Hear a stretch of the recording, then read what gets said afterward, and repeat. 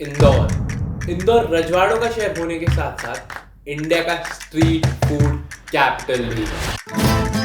यहाँ लोग दिन की शुरुआत पोहा जलेबी से करते हैं और रात को 2 बजे तक भुट्टे की पीस और कचौरियां मिलती हैं।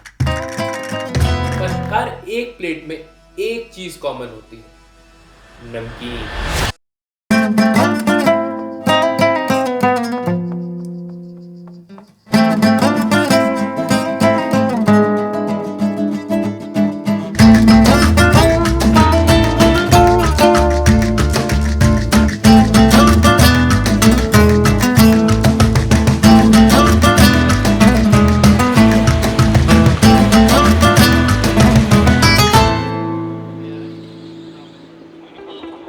इंदौर की हर एक गली में एक नमकीन वाला, छोटी छोटी दुकानों से लेकर बड़े बड़े ब्रांड्स तक। इंदौर में आपको सब कुछ मिल जाएगा। मतलब इस दुकान में आप जितना चाहे उतना नमकीन टेस्ट कर सकते हैं। Isn't it crazy? अब चारों तरफ इतना सारा नमकीन देखकर मन में सिर्फ एक ही सवाल आता है कि आखिर इतना सारा नमकीन आता कहां से है। अब इसी सवाल का जवाब ढूंढने मैं निकल गया एक 7 घंटों के सफर पर और पहुंचा इंदौर। अब अगर धंधे को अंदर से जानना है तो धंधे के अंदर का बंदा चाहिए, जहां हमें मिले ये इंसान राजेश कुमावत लाल AKA राजू भाई, जिनका खुद का काफी पुराना नमकीन का धंधा और एक काफी फेमस शॉप है। तो हमने जब शुरुआत करी थी, जब नमकीन के 2002 में जो शुरुआत करी थी, तो उसमें नमकीन में हमने 5-6 आइटम से शुरुआत करी थी, बस जो मेन होते हैं नमकीन वगैरह। आज 200+ नमकीन है। हर हफ्ते कुछ 2 आइटम हम नए लॉन्च करते हैं नमकीन में। हाँ, और जिनसे हमें पता चला कि ये सारा का सारा नमकीन एक नमकीन क्लस्टर नाम की जगह पर बनता है। नमकीन क्लस्टर हमारा परिवार है, उसमें भी हम 35 लोग अलग अलग नमकीन के यहाँ पे फैक्ट्रीज है, जो कि एक पूरी की पूरी नमकीन की कॉलोनी थी।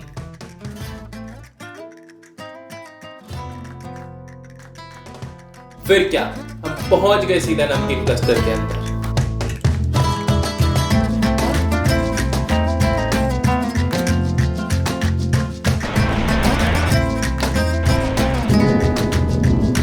तो अब हम आ चुके हैं नमकीन क्लस्टर के बाहर, जहाँ पे इंदौर का सारा नमकीन का प्रोडक्शन होता है।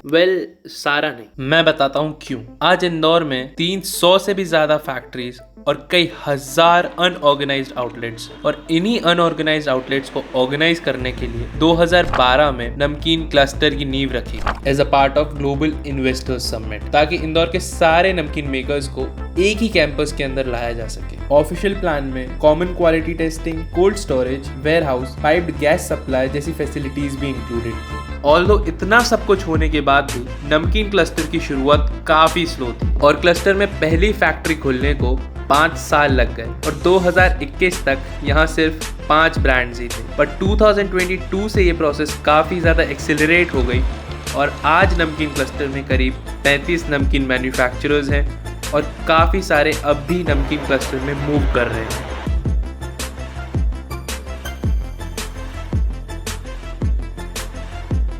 तो अभी मोस्ट ऑफ द प्लेसेस अभी भी इधर पे दे आर अंडर कंस्ट्रक्शन।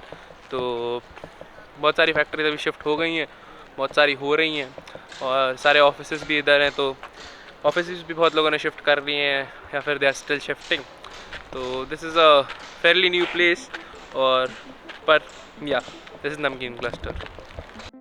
हमारी नमकीन की लाइन में एक सबसे बड़ा चैलेंज आ रहा है अभी कि अगर आपको नहीं आता है काम नमकीन का, तो सबसे ज़्यादा डिपेंडेंट हम होते हैं लेबर पर। ठीक है, लेबर हो गए, जो बनाने वाले उस्ताद हो गए, उनकी क्या है कि जो काम अगर अपन को आता है वो करें। और स्टार्टिंग में आपको स्टार्ट करना है तो आप किसी थर्ड पर्सन से आप जैसे लेके, हम भी होलसेल भी करते हैं, तो हम होलसेल नमकीन भी सेल करते हैं। तो आप नमकीन लेके उसको पहले स्टार्ट करो धीरे से, उसको मतलब कम क्वांटिटी लेके मार्केट में उसको सेल करो हमसे लेके। पहले धीरे धीरे आप खरीद के बेचो एक बार। स्टार्टिंग में क्या, उसके लिए लेबर, मशीनरी, बहुत सारी चीज़ें लगती है, तो फिर कैपिटल भी लगता है उसके लिए। तो आप ऐसा कर सकते हैं कि नमकीन लेके एक बार स्टार्ट कर सकते हैं, अपनी ब्रांडिंग करके भी उसको दूसरों से लेके पैक करके ये भी अपन कर सकते हैं स्टार्ट। आज इंदौर के इसी क्लस्टर ने छोटे छोटे ब्रांड्स के प्रोडक्शन को डबल कराया है और इंदौर के एक्सपोर्ट्स को बढ़ाने में भी काफ़ी हेल्प की है। जब 1936 में प्रकाश नमकीन की शुरुआत हुई तो यह इंदौर के नमकीन इंडस्ट्री का एक स्टेपिंग स्टोन था। फिर बाद में यही प्रकाश नमकीन जाकर स्प्लिट हुआ और जन्म हुआ आकाश नमकीन का, जो कि एक ऑलरेडी काफ़ी फेमस ब्रांड है। नमकीन में भी, इंदौर में भी 2 प्रकार से बनते हैं। एक तो मशीन से नमकीन बन रहा है, एक तो और एक हाथ की सेव जो बनती है। तो हाथ से बनाने में क्या होता है कि समय लगता है, उसमें ऐसे एक्सपीरियंस होना चाहिए। अब आजकल हाथ से हर कोई नहीं बना पाता है। हाथ से मतलब एक हीट लगती है, हाथ पे घिस के सेव बनती है जारे पे, तो उस सेव का टेस्ट बहुत ही अलग ही आता है। सब लोग अब क्वांटिटी बना तो बना ही नहीं सकते हैं। अब जब चारों तरफ इतनी सारी फैक्ट्रीज हो और इनमें से किसी में हम जाए ना, तो ये तो नाइंसाफी हो जाएगी ना। तो अभी हम खड़े इंडिया के सबसे बड़े आलू लच्छा मेकिंग प्लांट के बाहर, जैन नंबर 1, और आज हम देखने वाले हैं कि शुरू से लेके एंड तक आलू किस तरीके से चुना जाता है, उससे लेके पैकेजिंग तक ये सारी प्रोसेस हम देखने वाले हैं। So let's go.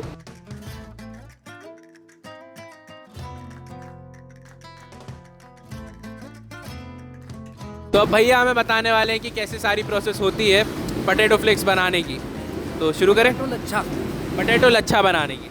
सबसे पहले तो हम ये बताना चाहते हैं कि ये पोटैटो लच्छा का इंडिया का सबसे बड़ा प्लांट है, जिसके अंदर हाइजेनिक तरीके से बिना आलू को हाथ लगाए पूरी प्रोसेस होती है। और पूरी प्रोसेसिंग में फूड कंप्लीट होने के बाद पैकेजिंग भी ऑनलाइन पैकेजिंग होती है, जो वीडियो के माध्यम से आप समझते जाएंगे। अब ये आलू, जिसको सबसे पहले हम ग्रेडिंग पे ले जाते हैं कि एलिवेटर के थ्रू ग्रेडिंग करते हैं। यहाँ पे ग्रेड होता है, आलू की क्वालिटी में से छोटे छोटे आलू निकाले जाते हैं। बड़े बड़े आलू को सॉर्टेक्स करके सेकंड मशीन पे भेजा जाता है, जिसका काम है डी स्टोनर, जो आलू के अंदर फंसे कंकर और मिट्टी को साफ करता है। उसके बाद नेक्स्ट प्रोसेस आती है वेइंग हॉपर, जो आलू को वेइंग करता है, तोलता है। तोला भी जाता है। दिन भर का प्रोडक्शन हमको पता रहता है कि हमारे यहाँ आलू कितना कंजप्शन हुआ है, और फिनिश फूड का कंजप्शन हमारी नेक्स्ट मशीन लास्ट में बताएंगे, वो बता देती है, जिससे एक फैक्ट्री मैन्युफैक्चर को सदैव पता रहता है कि मैंने आज दिन भर में कितना रॉ मटेरियल डाला है, कितना फिनिश फूड मिला है। नेक्स्ट मशीन पे चलते हैं तो वो ऑटोमेटिक पिलर चल रहा है, जिसके अंदर एक बेच वेइंग करके वो उसका बेच लेता है और उसकी स्किन को पूरी पील करता है। पील करने के बाद आलू को वापस से धोया जाता है। आलू यहाँ तक आते आते 2 बार धुल चुका होता है, जिसके बाद एक सिंगुलेटर करके मशीन है, जो आलू को एक लाइन में खड़ा करके कटिंग की फॉर्म में देने के लिए लाइन बनाती है। नेक्स्ट प्रोसेस में आलू को स्लाइसर के अंदर डाला जाता है। स्लाइसर के अंदर आलू की कटिंग होती है, साथ में वॉशिंग होती है। उसके बाद आता है नेक्स्ट प्रोसेस हमारा टम्बलर, जिस टम्बलर के अंदर आलू की कटिंग हुए लच्छे को धोया जाता है, जिसको हम एक हमारी भाषा में, नॉर्मल भाषा में वॉशिंग मशीन बोल सकते हैं। अच्छा। जो टम्बलिंग करती है आलू के लच्छे को। ठीक है। नेक्स्ट वाइब्रेटर शेकर है, जो पानी के ज़्यादा घनत्व को आउट करती है। नेक्स्ट आता है हाई स्पीड बेल्ट, जिसके अंदर एयर नाइफ और एयर स्वीप सिस्टम दोनों होते हैं। हवा को वैक्यूम भी किया जाता है और हवा दी भी जाती है। उससे क्या होता है कि आलू के लच्छे का सरफेस मॉइस्चर को कम किया जाता है। नेक्स्ट प्रोसीजर में एक वाइब्रेटर के थ्रू फीडिंग करी जाती है फ्रायर के अंदर, जो आप पीछे देख रहे होंगे 500 PCL लाइन है, जिसके अंदर कंटिन्यूस पूरी लाइन में फीडिंग हो रही है पोटैटो लच्छे। ये फ्राइंग सिस्टम है, जो पूरा प्रोडक्ट को फ्राई करता है ऑटोमेटिक तरीके से।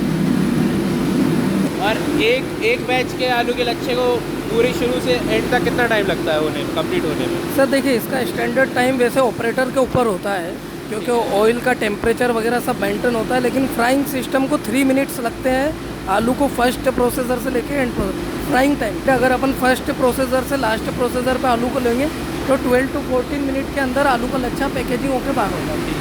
तो इसको ऐसे ही खाया जाता है कि नमकीन में मिक्स करके? नहीं सर, ये एक्चुअली B2B प्रोडक्ट है। अच्छा। ये वैसे तो फिनिश फूड हो चुका है, ठीक है, जिसको आप कंजप्शन कर सकते हैं, लेकिन इसको फरियाली के रूप में या मिक्सचर में मिक्स करने के रूप में खाया जाता है। तो वहाँ ये मैन्युफैक्चरर्स के यहाँ जाता है, फिर सीजनिंग होती है, फिर इसको मिक्स करके वो उनकी ब्रांड में सप्लाई करते हैं। I am only for supplier in manufacturers, नमकीन मैन्युफैक्चर। मेरी सप्लाई जो नमकीन मैन्युफैक्चर को, ये है फिनिश फूड, लेकिन एक तरीके से देखोगे तो उनके प्रोडक्ट का रो भी है। हम आलू लच्छा के स्पेशलिस्ट डॉक्टर हैं, जो मध्य प्रदेश में भी सबसे बड़ी यूनिट है और इंडिया में भी हमारी ब्रांड का बड़ा नाम है आलू लच्छा मैन्युफैक्चर के नाम से। चलिए, जय हिंद। इंदौर में जो नमकीन बन रहा है पूरी अपन, अब हम खुद भी जाके बनाना चाहें बाहर जाके, वैसा नमकीन नहीं बन पाता है। एक तो इंदौर का सबसे खास है पानी का फ़र्क पड़ता है। इंदौर में जो नमकीन का टेस्ट बैठता है वो कहीं पे भी नहीं बैठता है। इंदौर का टेस्ट सिर्फ उसके स्वाद में नहीं, बल्कि उसकी कहानियों में है। हर एक नमकीन के पीछे एक फैमिली है, एक विजन है, एक डिसीजन है, जो कि टेस्ट पर बेस्ड। मैं तो सिर्फ एक टेस्ट ढूंढने आया था, पर मिला क्या? एक कल्चर। और शायद ये कल्चर ही इस देश को अलग बनाता है। तो मैं हूँ शिवांग, और ये थी कहानी एक ऐसे शहर की जहाँ नमकीन सिर्फ खाया नहीं जाता बल्कि जिया जाता।